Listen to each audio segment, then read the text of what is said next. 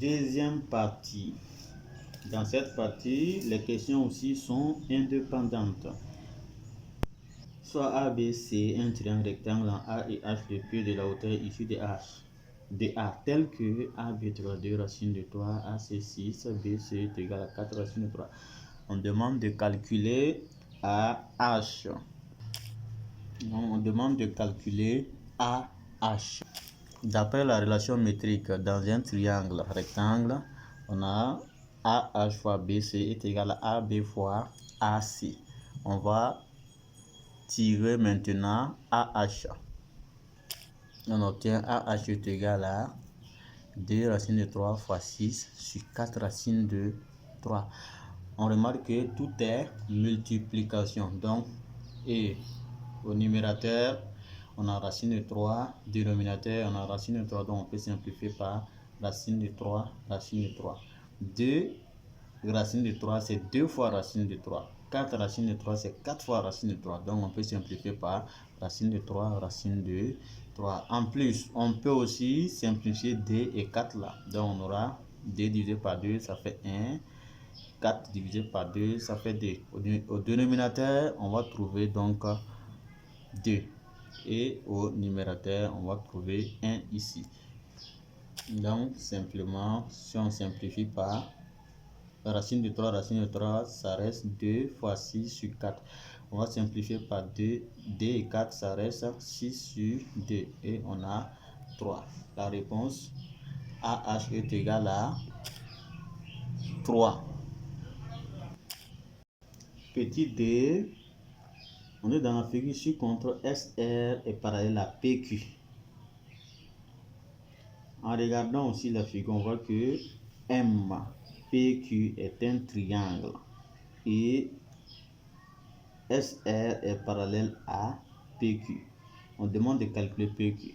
Donc, on voit que dans ce triangle, il y a deux droites parallèles. Donc, on peut utiliser le théorème de Thalès. D'après le théorème de Thalès, RS sur PQ est égal à MR sur MP qui est égal à MS sur MQ. On va expliquer cette relation-là dans une figure qui est là à côté. Voici comment reconnaître facilement cette relation dans cette figure. D'abord, RS, PQ sont parallèles. Première des choses. Et on a le triangle MRS et MPQ forment une configuration de Thalès. Pourquoi? Parce que RS et PQ sont parallèles. Et maintenant, qu'est-ce qu'on va faire? Comme on a deux triangles, MRS et MPQ, et on a deux côtés parallèles, RS, PQ. Considérons le premier triangle MRS. Si on prend le côté RS du petit triangle, on va prendre sur le côté du grand triangle MPQ. Donc on a RS sur PQ. On a commencé par le petit triangle. Et maintenant, on prend l'autre côté MR.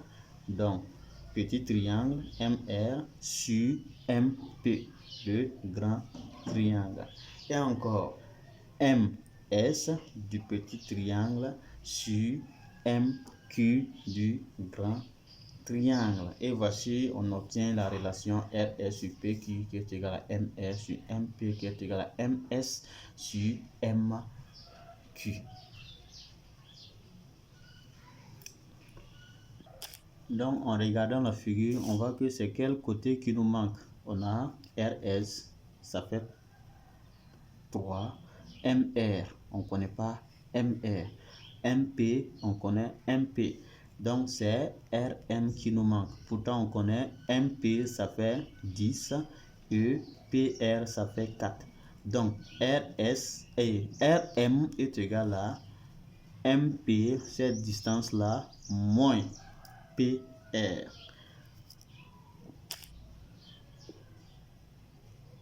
On obtient MP, ça fait ça plus ça, et en faisant une transposition de MR, on obtient MR, ça fait 10 moins 4 qui est égal à 6. Et maintenant, on peut utiliser ces deux relations, RS sur P qui est égal à MS sur MP, puisque on connaît toutes les valeurs de cette relation CF PQ. Si on avait pris MS, ça sera très compliqué. On ne connaît pas la valeur de MS. MQ, on ne connaît pas MQ. Donc, on va prendre ces deux relations. Et après, on fait produit croisé. PQ fois MR est égal à RS fois MP. Donc, PQ fois MR est égal à RS fois MP. C'est la même chose. Si on fait PQ fois MR est égal à RS fois MP. On va tirer maintenant PQ. PQ, ça fait RS divisé par MR.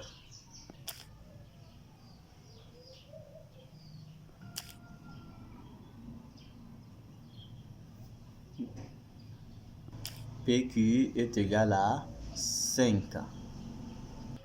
On dit soit f de x est égal à 1 moins 2x plus 2. En petit a, on demande de créer f de x sans le symbole de la valeur absolue. Nous posons 1 moins 2x est égal à 0 et on va tirer x. Donc x est égal à 1 demi. On va faire le tableau de valeur absolue. Donc en regardant ici, on voit que 1 moins 2x s'annule à 1 demi. Donc on a 1 demi ici. Et on va donner le signe. On va donner le signe de 1 moins 2x ici. De moins l'infini à 1 demi. 1 moins 2x est positif. Pourquoi? Parce que le signe de A c'est moins 2. Donc on aura de moins l'infini à 1 demi, le signe contraire de A. Moins fois moins, simplement ça fait plus. De 1 demi à plus l'infini, on a moins qui est là, fois plus, ça fait moins. Lorsqu'on a un signe plus ici, on enlève le symbole de la valeur absolue sans rien changer à l'intérieur. On obtient simplement 1 moins 2x. Maintenant, de 1 demi à plus l'infini, on a moins. On va enlever le symbole de la valeur absolue et on multiplie chaque terme par le signe moins. On obtient moins 1 plus tx. Et maintenant, on a dit que f de x, ça fait 1, valeur absolue de 1 moins 2x plus 2. Qu'est-ce qu'on fait ici? On va ajouter plus 2 à chaque réponse.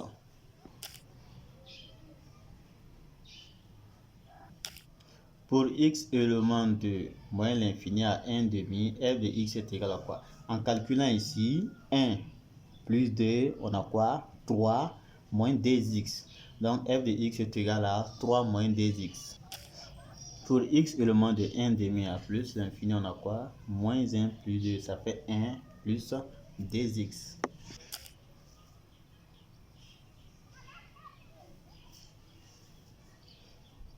Voici comment on écrit sans le symbole de la valeur absolue. C'est pas la seule méthode. On pouvait ici aussi utiliser l'inégalité.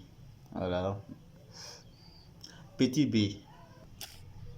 Sans de variation de la fonction f de x avec une justification. Sur l'intervalle moins l'infini à 1 demi, f est décroissant car le a qui est là, le nombre qui est à côté de x là, c'est moins 2. Le moins 2 là aussi est inférieur à 0. Donc, f est décroissante sur moins l'infini à 1 demi. Sur l'intervalle 1 demi à plus l'infini, f est croissante car d est supérieur à 0. Le nombre se trouve à côté de x. C'est son si seulement on regarde. Donc voici comment on détermine le sens de variation d'une application affine. Donc petit 4, statistiques. On donne le tableau suivant. On dit les notes obtenues par les élèves d'une classe de 3e lors d'un devoir de mathématiques. Un petit commentaire, c'est comme si on dit il y a 5 élèves qui ont eu 9, 12 élèves ont 11, 7 élèves ont 12 et 6 élèves ont 15. En petit A, on demande de déterminer l'effectif total de cette classe. L'effectif total de cette classe, c'est la somme de ces effectifs-là. Donc, on notera l'effectif total N. L'effectif total de cette classe est 30. Dans cette classe, on a 30 élèves. En petit b, on demande de calculer la moyenne de cette classe. La moyenne M est égale à quoi? La somme de notes fois l'effectif correspondant sur l'effectif total. Donc, c'est comme si on va faire 9 fois 5 plus 11 fois 12 plus 12 fois 7 plus 15 fois 6, le tout divisé par l'effectif total qui est N.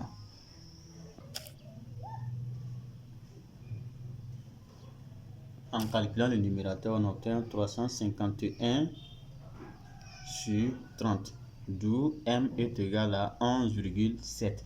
La moyenne de la classe est 11,7.